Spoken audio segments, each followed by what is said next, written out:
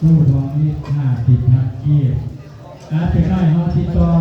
เขาที่ว่าให้ฟังกระยอดไม่ออกเท่าไหร่เนาะกระโมทนาสาธุบุญน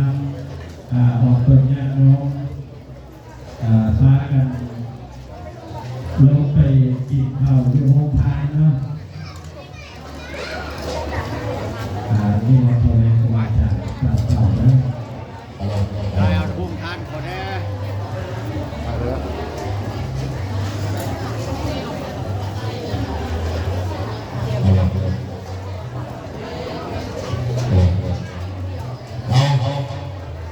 นี่เป็นสำเร็จแล้วเรียนศาสนาได้เอาขวบมันเอาขวบแล้วฮะขวบแล้ววะก็บอกกินหน้าสุดเลยฮะก็บอกกินหน้าสุดหน้ามันแม่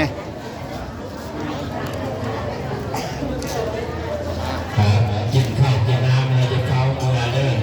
ถ้าฟังเลขที่ว่า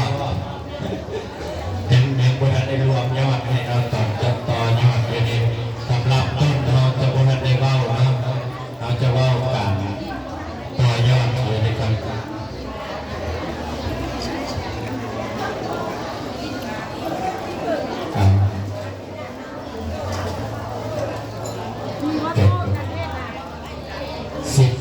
10 ล้าน8 แสน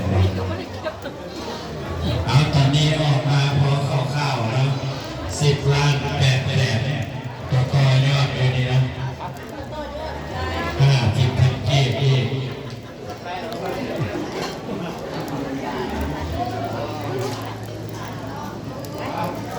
นั่งหิวเจ้า3,000 บาท200นะ4,000 บาทกับ200นะ4,200 บาท